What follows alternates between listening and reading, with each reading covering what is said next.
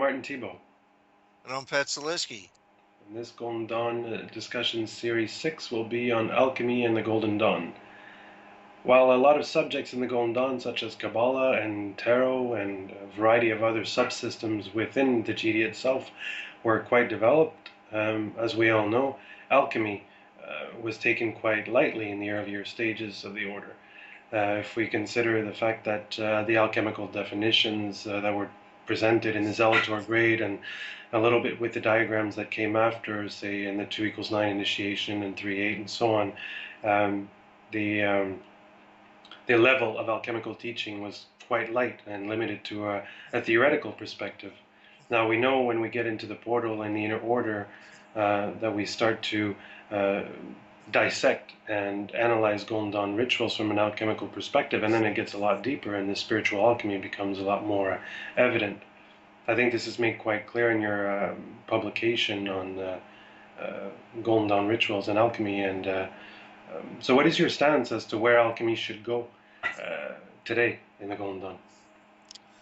Well, I still think that most of the Golden Dawn alchemy should be in the inner order, not necessarily in the outer, because the alchemy of today is, with the information we have available, is a lot more than what it was in the 19th century, as far as it goes. The alchemy in the Golden Dawn was in two phases. There was the work by Aiton, who was a practical alchemist, and there's the work by Garston, who tried to link alchemy in with Kabbalism and tried to bring that across. Even Waite got his feet wet and tried to bring that interpretation across. But none of this was in the outer order. All of this was subsequent to their general teachings. Right. And in terms of the inner order itself, I mean, 5-6 alone with the subgrade structure, the Z2s, transformation, talisman consecration, evocation, I mean, all those uh, various practices that we get involved in cover a lot of ground in the 5-6 grade itself. And we've discussed this several times, how 6-5 and 7-4 is most likely the place where alchemy should really start to come out a lot more. And what would your recommendation be for, say, various inner orders and how they work with the alchemy at those levels? Well, again, looking at it from the inner order perspective, looking at it from a spiritual alchemy, if you want to use that term, I think that that is probably far better uh, done at that higher level, because in the inner order, of course, you look at the outer order and you analyze it. You don't really analyze things in the outer order as such. You wait till you get to the inner, and then you go back over the rituals and do it. So it's almost an impossibility if you kept the old idea of the order, like looking the first stage of the 5-6, looking at the zealoter or the neophyte, then the zealot to the second stage, and go on like that to the adeptus adeptus minor. You can't really do that until you get to the inner order, because you've got to go all the way through all the rituals to do it. If you were to start an analysis of, say, the Naught, you would find yourself in a situation there that would be very, very difficult, because you have to bring into all inner order interpretations to it. And when the alchemy theory comes into the Golden Dawn, it adapts to it. It's not the other way around. It adapts to the Golden Dawn system, as an Okeana does. And there's a couple of points here to make. I think that, first of all, Mathers was very, very knowledgeable in many subjects, but I don't think alchemy was one of them. But I have seen no evidence of any gleamings on alchemy that are written by Mathers that really stand any solid test. So he's an unknown quantity as far as it goes. But from what I've seen in the outer order papers, I very, very much doubt that his knowledge on alchemy, either practical or even spiritual, was that hot. It's just a guess. I really don't know, but you've got to look at what you're given, and I see nothing in that. Someone may turn up a paper or two, but I see any evidence of that at all. Even when he did the introduction to Homer's Golden Chain, all he really did was just a basic introduction to it. He was supposed to have done an interpretation of Splendor Solace, and if he read French or if he read Latin, he could do that anyway. There are interpretations already out there on that. If he did a straight translation, that's fine. But I really don't think or I've seen no evidence to say that Mathers was fully aware of alchemy, and basically, and I think that that really shows because of its lack of focus. There could have been a lot more in the outer order as such, as a generalization, rather than getting on specific texts than what there is. Yes, I think a clear sign of that is when we look at the fact that the Eshmetzaref is brought in with the 2-9, and I mean the attributions of those alchemical Sephiroth is very very limited in what it can do with other Golden Dawn attributions as we know them and things like that, which is the reason we actually had to rectify those particular tablets within our order, and present a set of two different trees rather than the ones that come from the Eshmetzaref. But with that in mind. Knowing that the Eshmetzaref was one such text presented and that it doesn't line up that well with a lot of work in the GD, do you have any texts that you feel are more relevant, that work more in line with our general approach within the GD? Yeah, there's a couple of them, but first I want to get back to the purifying fire text. Um, the If you have a look at a book by Gershom Slom on alchemy and the Kabbalah, he lays out that text pretty plainly and says that it had not much to do with any Kabbalistic text that he knew of.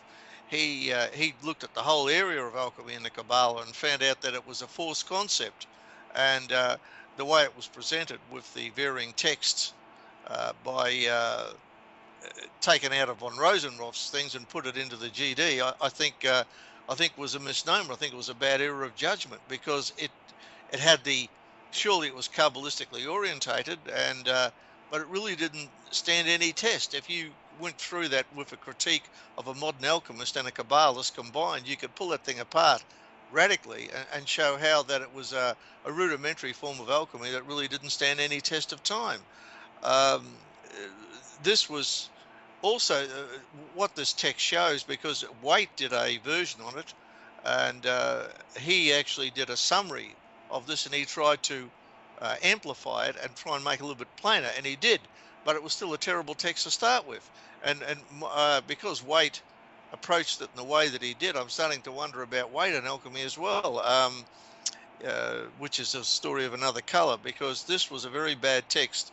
And if you want to do a critique of it, it's very, very easy to do from any basic knowledge of alchemy, let alone the Kabbalah. And Waite reinforced this issue as it was a text within the Golden Dawn, and that caused me some areas of concern to see its value, but it's a text that I really think shouldn't. But on other texts that we could use, yeah, sure, there's stacks of them. I think the best one is Ripley's. 12 Gates of Ripley. I think that stands the test of time. To be honest with you, I think rather than just bring in individual texts, I'd suggest what they do is they get hold of the book Alchemy by Johann Fabricius. That's a pseudonym for a Jungian analyst who wrote the book by Thames and Hudson editions in 1975. He does a wonderful job of bringing a whole lot of theories together, and he tries to give it a concentrated feed. And by doing that, I think you get a very good idea on some of the general ideas of alchemy. You got to approach this thing initially from a very broad spectrum, and that's why in the book I did, the Alchemy and Golden Dawn book, I used color. The three phases of alchemical color were the black, red, and white. And you see those in the tablets. You see them in the cloaks of the officers, and in the early GD wand of the Kerix was that color as well before they got changed. So you see that pattern repeated all the way through, so that so you have alchemy embedded within the GD rituals. It's there. It's plain to see, but if you're not looking for it, you won't find it.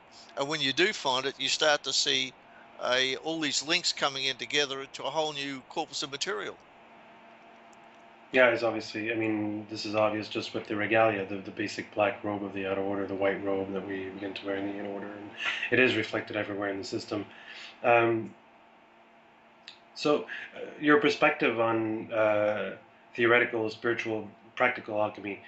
We know theoretical alchemy has value, studying text dates, obviously learning the definitions, learning to interpret the text.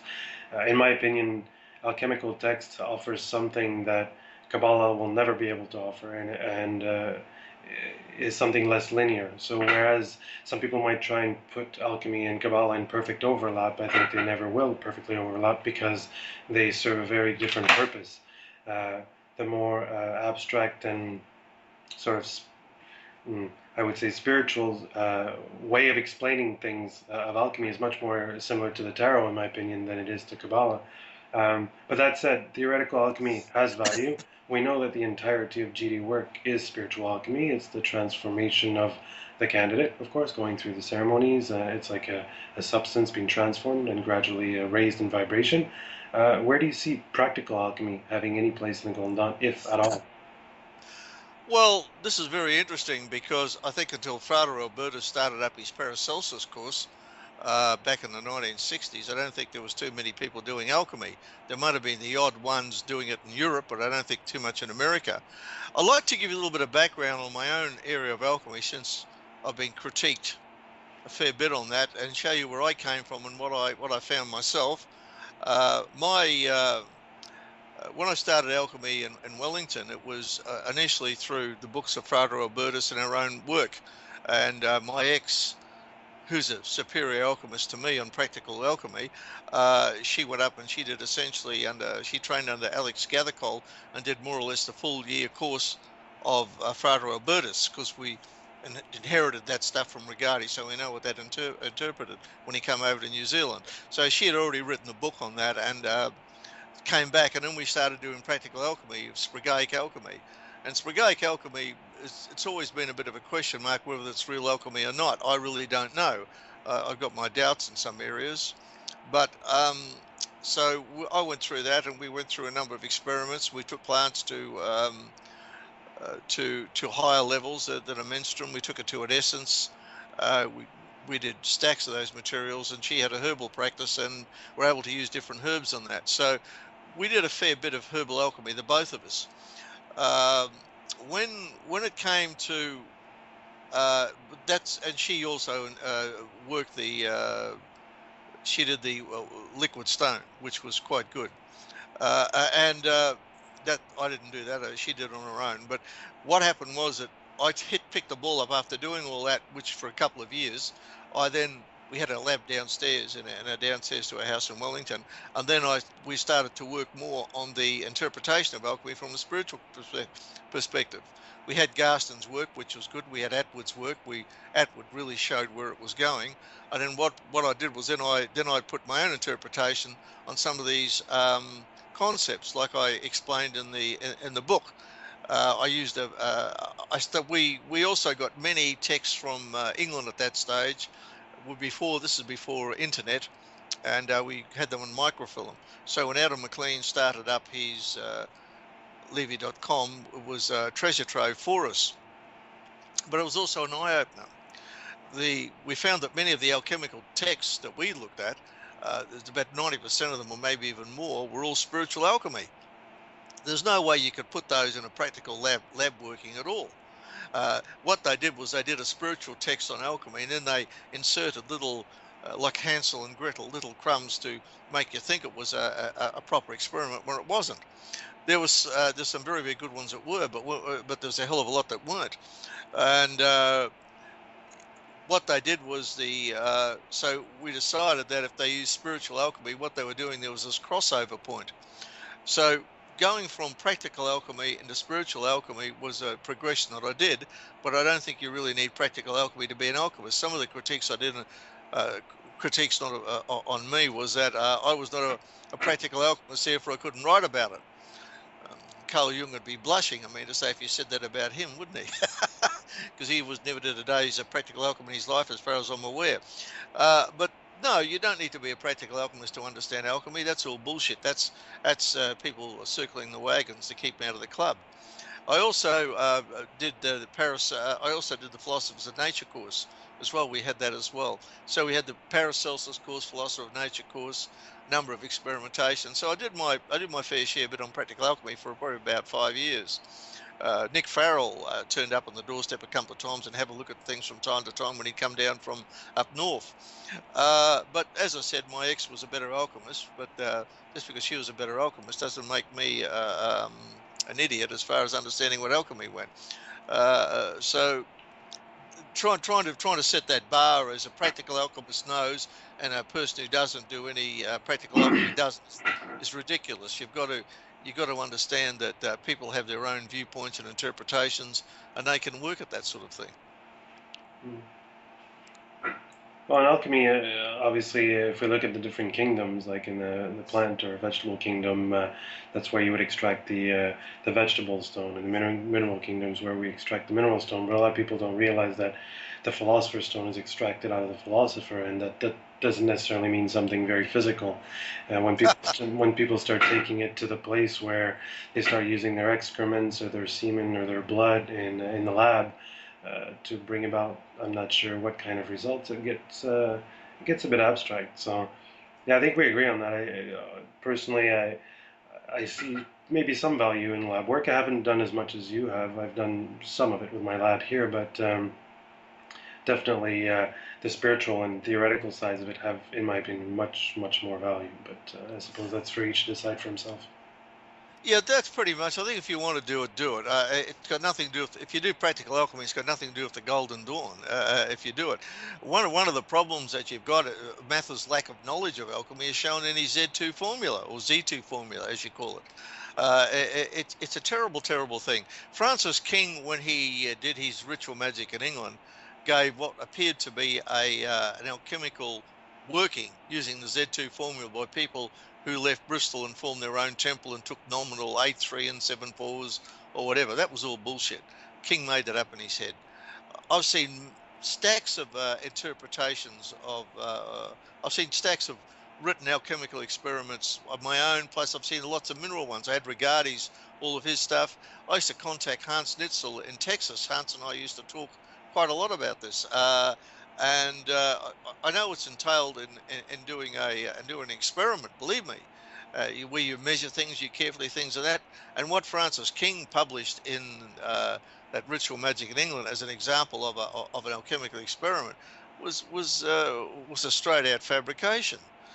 Bob Gilbert actually took him to task on that and said that the founding of the Hermanubis Temple was essentially all bullshit, and it was. That's the way it worked. But to try and take alchemy, you've got to do a fair bit of study on it. But once you get the principles of it, the idea of using alchemy, using the symbolism to explain things, and I think this is where it comes into its own. The alchemical symbolism is a beautiful encapsulation that in just a few phrases can say a hell of a lot. It's like someone's going through the blackening phase. Well, that we all know what that means. That means depression. It can mean just chaotic. It's a whole lot of level, and you interpret the levels within the blackening phase with context, how you ask the question.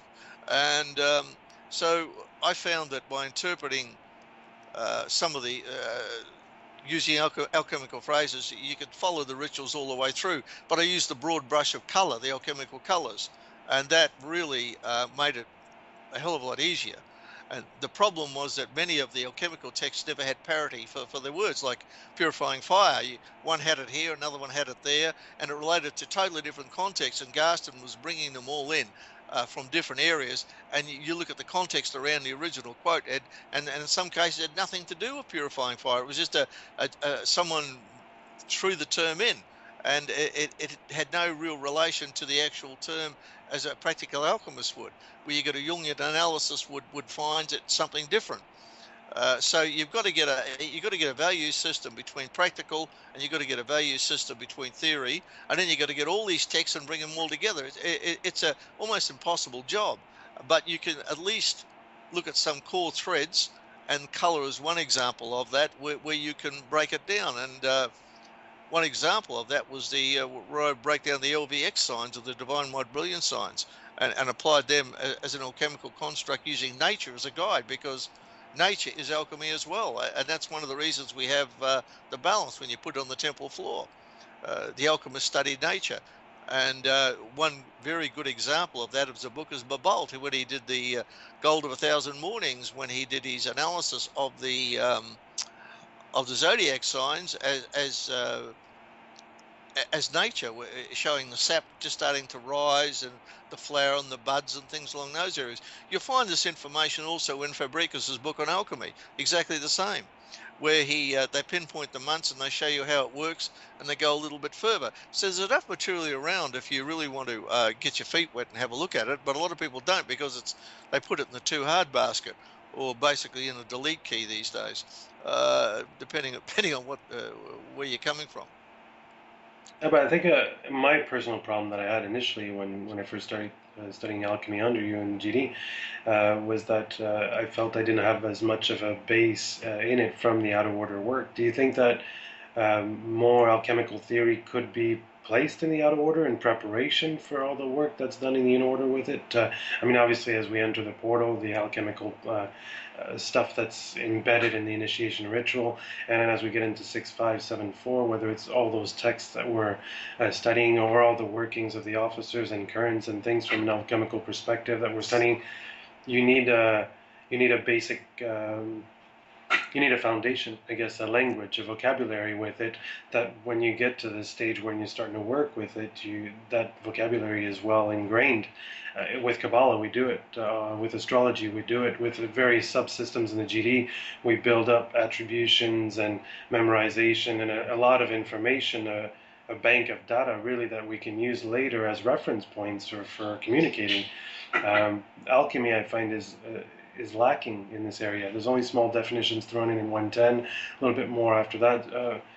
Do you think that more alchemical teachings should be present in the out of order, or perhaps more books should be read, like the Fabricus book that you're recommending? Or I remember in your rituals and commentaries for 4.7, you recommended the Manfred Junius book on the Practical Guide to Plant Alchemy, I think it was, and so, do you think people should be reading more texts as they go through the out of order, or that more lessons should be implemented in the out of order itself? Well, short answer is yes on both areas. Text is probably a better term. You bring up a point, and it's a good one, about having a text. Even Garston's work on alchemy is a help.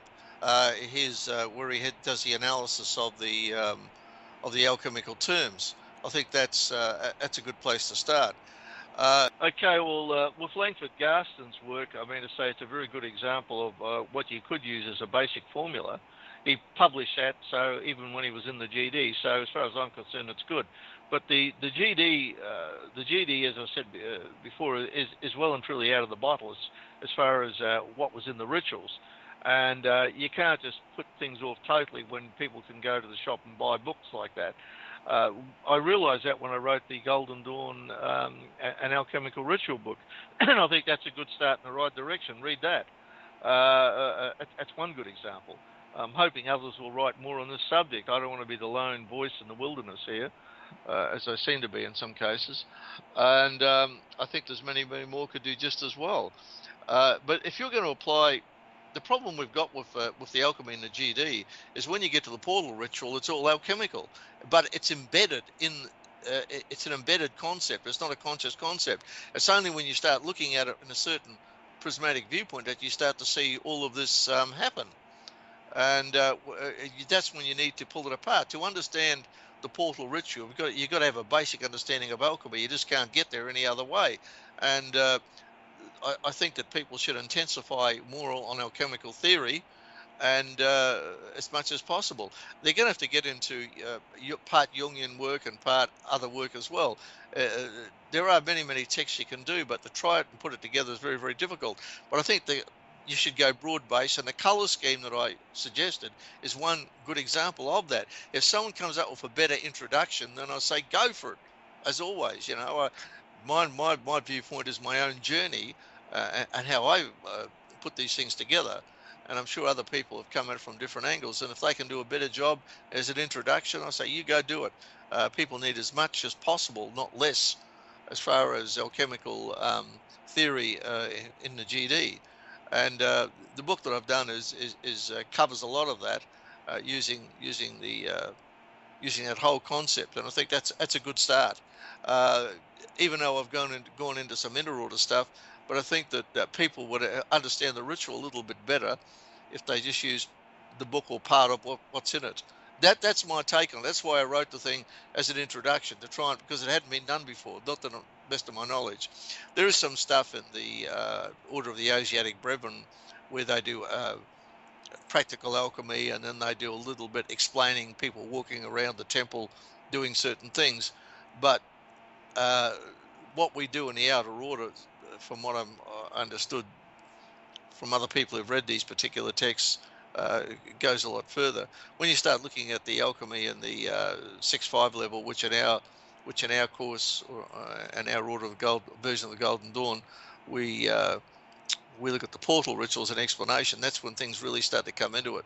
And I think that if they try to understand this concept, I think that things will open up for them. But they've really got to do their own research. My book is a good start in the right direction. Junius's book is a good start. Garston's work, as always, especially his Secret Fire text, and it's going to go through a bit of a crucible over the next 10 or 20 years, where people are going to try and bring a lot of this together. My start was broad-based, very broad-based, using colours. Other people who want to come at it from different angles are going to narrow and confine, therefore their meanings will be more restrictive, and that's okay. I just want more people to write about it who know what they're writing about, and try not. But they have to understand that when you're looking at alchemy within a GD context, you want to use alchemy. So if you use it within a GD context, you start to get the hang of it. If they're in the GD, if they're not in the GD, they can do everything they damn well like. There's nothing stopping them. If they're in the GD, they try and force it a little bit, make it cough up and give you an answer, but by restricting the terms to ritual, understanding the ritual dynamics of alchemy, as far as it goes. There's too many people running around claiming to be master alchemists. They haven't even that if they put a burner on, it'll probably blow up on their face. Never had any idea of it, and which is rather a shame. But we need the practical alchemy is not really needed. It's good if you see it, understand it. The best thing I can suggest for people who don't want to do practical alchemy is go onto YouTube and show how it's done. And there are even courses around. Find out what it's all about.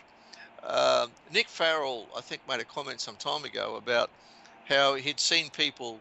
He couldn't understand how people doing Spagaic alchemy or outer order alchemy basically wouldn't go through that transformational stage. And the problem that is that if you just do a straight alchemical experiment and you have nothing to back it up as far as philosophy and a general trend, it's not going to go anywhere. It's just going to be what you've done. All these people who went through the experiments and did the experiments, they just didn't do one experiment and stop. They did stacks of them, and they had a whole philosophy behind that, and it cradled. It gave them a context that they could go from one to the other to the other. Well, when you just do a Spagaic experiment, you do one to the other, you're pretty limited to what you can do. You don't get anywhere near that. Hans Ditzel and I used to talk about this and a lot. I was talking to him once about the metallic side of it, and he had some butter of antinomy burning on his burners as we were talking. So he was going over having a big discussion, and he thought Hans was mad on the doing the alchemical side of it, the practical. He was that sort of a guy, and he also knew about the spiritual as well. But he also knew that that you had to understand the spiritual side of it as well. Otherwise, you're going to go nowhere. The old alchemists never had any way to express their spiritual nature when they saw something in a practical experiment. As I said to you before, a green dragon. Well, in modern day, that's Drano. That same effect. It's an acid. It's an acid-bait concept. And unless you put context to that, it doesn't mean anything. Some people may not agree with me, but I'm trying to look at alchemy basically from a Golden Dawn perspective. There are some people who are very good alchemists who have never looked at the Golden Dawn and do quite well, and that's fine. They've got their own philosophy backing it up. But when you bring a separate art component into the Golden Dawn, then there's changes. What we discussed on the video on the Enochian system was one good example.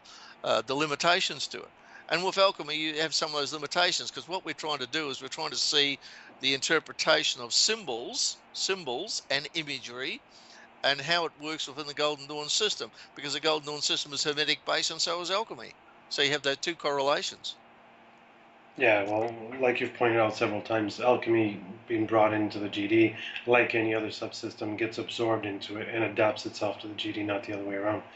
And I think in the end, If alchemy is viewed as a process, not just as some kind of end that people are seeking, but as the ongoing process of it is its own value, just like the GD itself, then alchemy has tremendous value. And then when you are able to adapt it to the GD in that way and use it alongside the GD process to explain GD processes, then they both work hand in hand quite happily.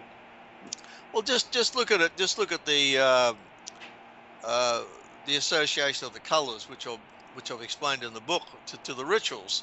Well, you go essentially the outer orders of blackening. You go to the you go into the 5-6, which is your whitening phase, and you go to the Gaburu, or your 6-5, which is the whitening phase. Going into the yellowing phase, you get to Hesed, which goes into the reddening phase, and then you transform as you go in through a transformational stage through Darth, which reforms everything, and you start all over again.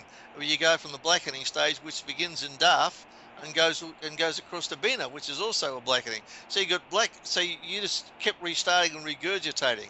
It's like a Japanese sword blade. You just keep hitting it over 1,000 times and getting the impurities out. Each time you do, you get rid of the impurities, and you just keep some impurities you actually need, but you get rid of most of the ones you don't need.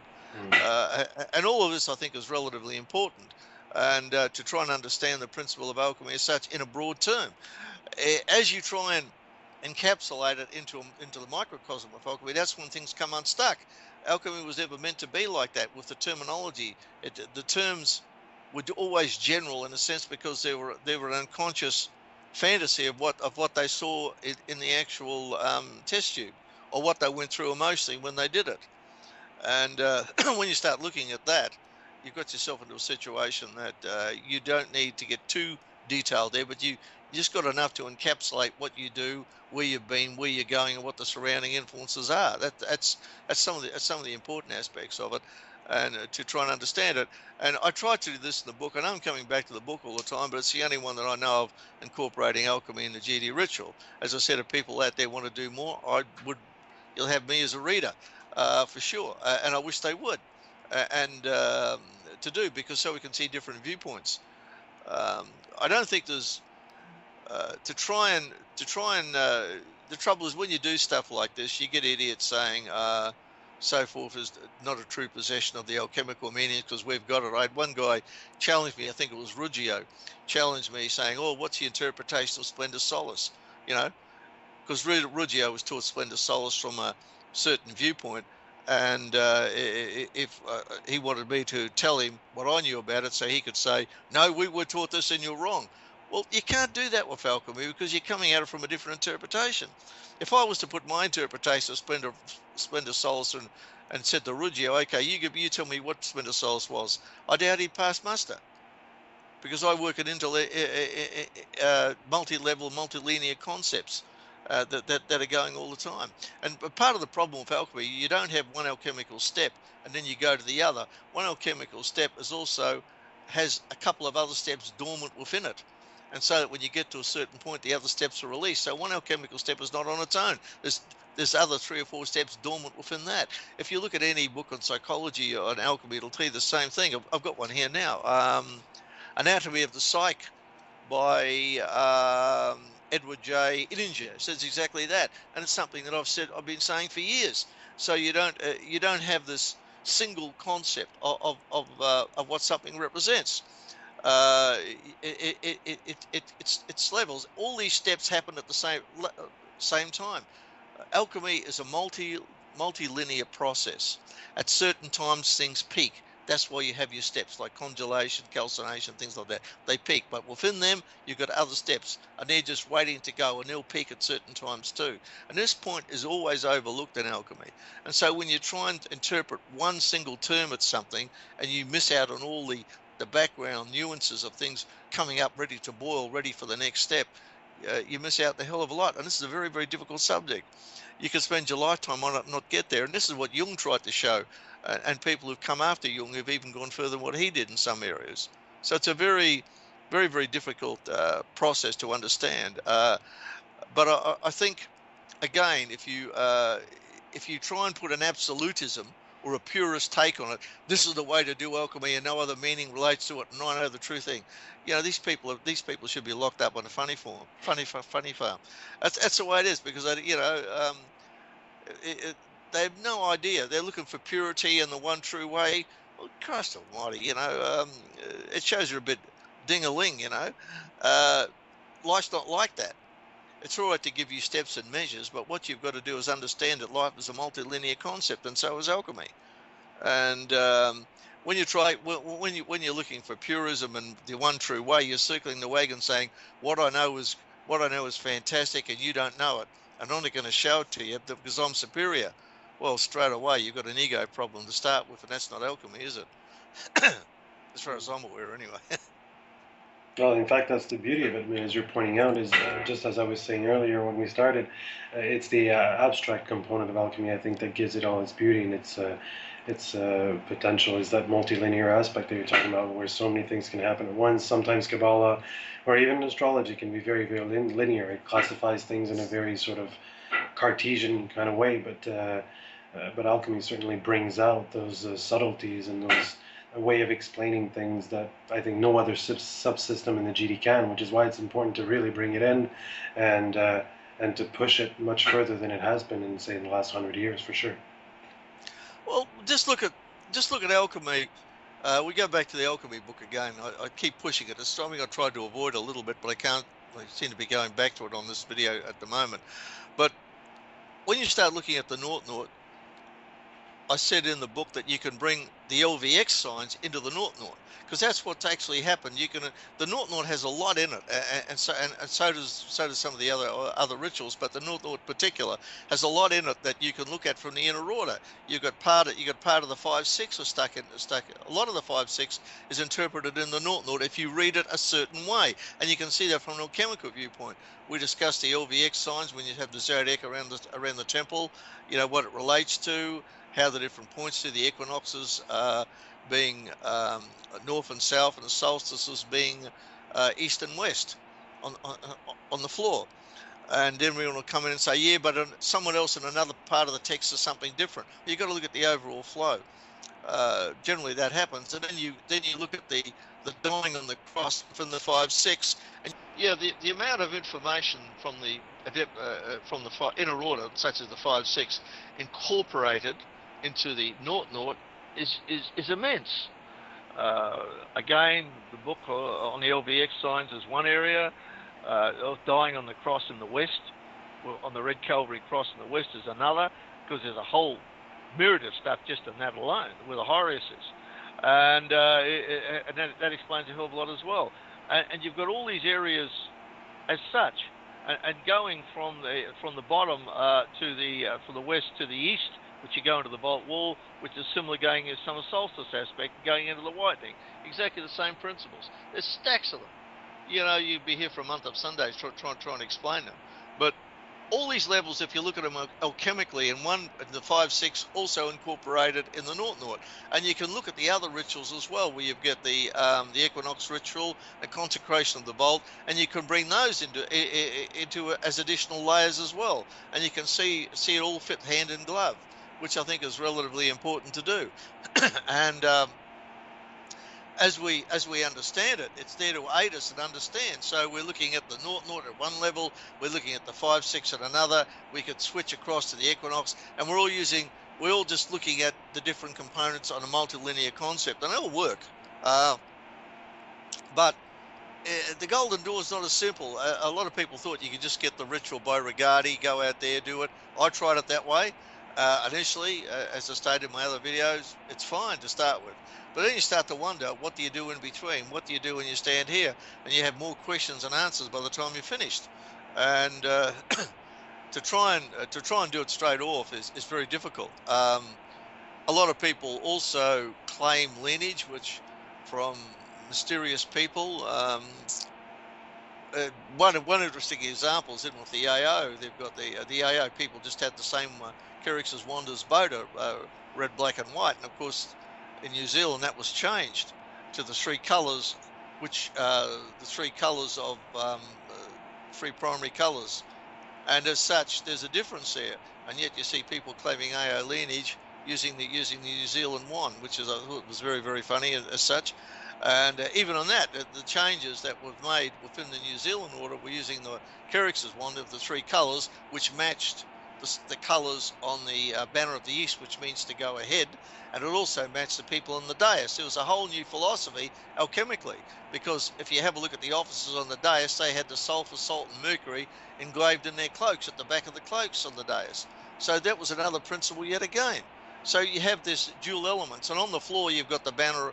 In other rituals, you got the banner of the West, which is your which has got your 3 basic colours again, and then you got your banner of the East, which is your 3 primary colours. So you got your chemical colours and your primary colours. And what they tried to do at Ferrero was merge and maxim with the sulphur, salt, and mercury, and just work as a new beginning. So there's a whole bunch of, as I said, there's a bunch of philosophy behind that. But everyone's got to see, we're in the age of, shall we say, enlightenment, or age of knowledge, information age on the net. And people have access to all this material and are able to work a lot out for themselves. That some of them need a tutor, some of them think they don't. Everyone needs somebody to start with. I did. And so they have able to do these comparisons. But what is lacking in the GD is a good solid critique. People say they don't like this, they don't want that, they don't see this, it's no good. They've got to have a critique and understand if they're going to make a change it. There's a lot of stuff in the GD that I've made a few little bits of changes. One, I took the text, the diagrams from Purifying Fire, and we changed them to the basic essences. So we knew exactly what was happening there. So that was one alteration. The circumambulation, we went in a spiral, or not the same.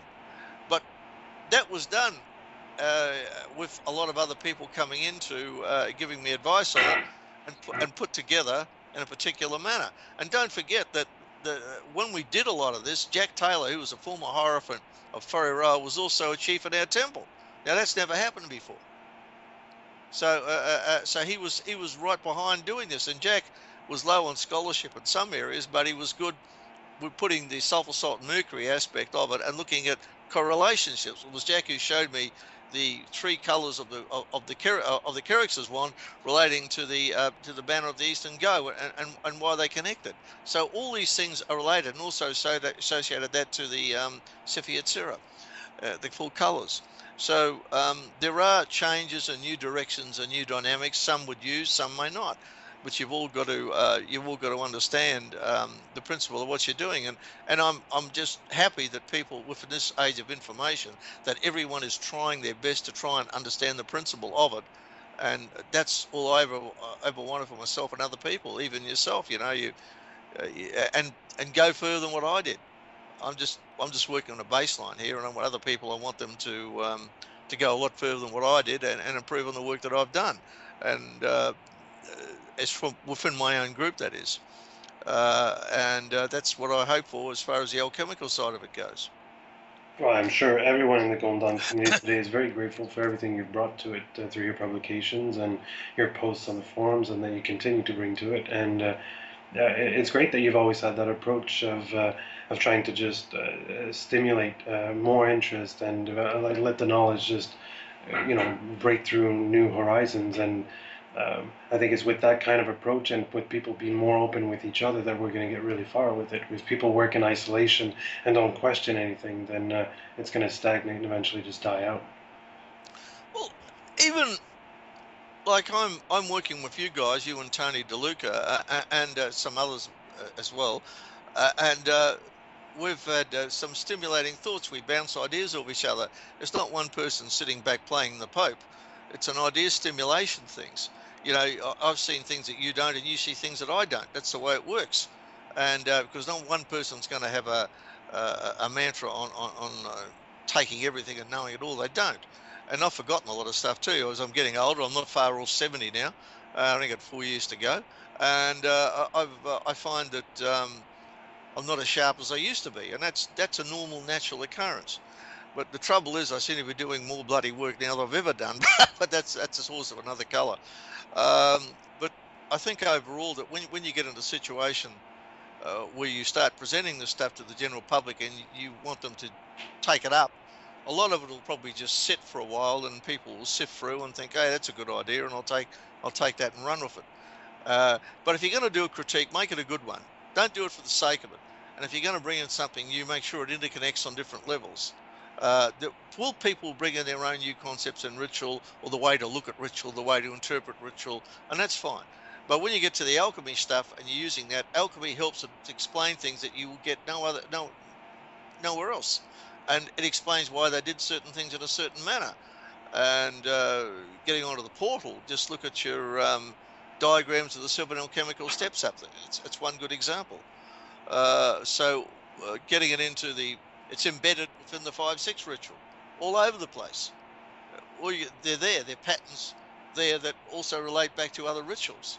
So the alchemical theory should be explored even more. But I would suggest, though, I don't think it's necessary to be a practical alchemist to understand theory. I've known practical alchemists, when you start talking to them about alchemical theory, couldn't find their way to the bathroom, and people have been doing it for years. And I've known other people who are very, very good that have done practical alchemy. So you've just got to be cautious about who you talk to and what they do. But try it for yourself and understand the meanings and concept, and self-study is a good way to go about it. There are courses to do. They're excellent courses. Philosophers of Nature was a good course. We had the full text on that. We followed through in a lot of areas there, which I found quite stimulating. Even some of Adam McLean's courses on how to study plates, how he analyzes plates from up and down, left and right, is really, really great. Yeah, it's good stuff. Excellent. Adam was always good value. We probably never agree on Splendor Solace, but apart from that, Adam has done more for alchemy than most people in his lifetime, than most people do in about 20 lifetimes, because he's formed a nucleus where you have this material, you can judge it and you can use it. And I think when Adam passes on, I just hope someone picks the torch up and continues his work, because he's almost totally irreplaceable. And as far as it goes, as understanding from an alchemical concept. I was on the early forums with Adam, and it was quite an interesting experience when we got together. But there's a lot of bullshit in alchemy as well. One of the examples that Frater Albertus used to bring out about 2 people who found the Philosopher's Stone. As a husband and wife, and how they resurrected themselves and did all sorts of things, and he would drop hints to his students. He wouldn't come out and say they were living an immortal life, but he would drop heavy hints in that direction. I know that because I spoke to Art Kunkel about it, and Frater Albertus had all those things. But when we got onto Adam's forum, I got together with a couple of the other people, and we tracked down these people who were supposed to live certain lives, and they died a couple of years later. So the whole, because he wanted, Frater Albertus wanted to create the idea that someone had made the Philosopher's Stone and basically lived forever. Well, Rigardi's view on that was pretty basic. His language is about the same as mine, off camera. And he basically said that if Frater Albertus can't make the Philosopher's Stone, he said, what bloody good is it? That's a quote. But I got a lot of regard. After Rigardi died, even during his lifetime, he sent some books over to me on his Frater courses, and it turns out that he did the 7-year course on it, and one of the ladies up in Hawke's Bay, who was instrumental in bringing Frater Albertus out when Frater Albertus met Jack Taylor, and she did the 7-year course with him, because with his when he did the experiment, it was all the group signatures came together. There was her name applied to it as well. So I had different people I could ask what Francis did and what he didn't do. But Francis saw everything from a psychological viewpoint, or most things, even magic. He went this way. Originally he didn't, but he ended up that way in the 1930s onwards. And that's one of the reasons why certain things came to a halt with Francis, because he had this viewpoint. As far as alchemy goes, when I asked him about putting alchemy into the Golden Dawn, he never quite saw what I was getting at, to be honest. And but he did enough on his own, as far as to far outclass anything I've done as far on a practical level, that's for sure. But the alchemy today is very, very difficult, because Frater Albertus created his 7-ray theory, a pulsation system, which is you need to be an Einstein to get round it. But if you have a good look at it, it does make sense from his viewpoint. It's not something I'd embrace enthusiastically myself. When I talk about 7 rays, I know what I'm doing from my own perspective, not from Frater Albertus's. But Frater Albertus actually came into some severe criticism on certain areas, but he did show people a practical way and how to do it, and he deserves a big vote of thanks for getting the word out there to other people. So I think that's most important as far as it goes.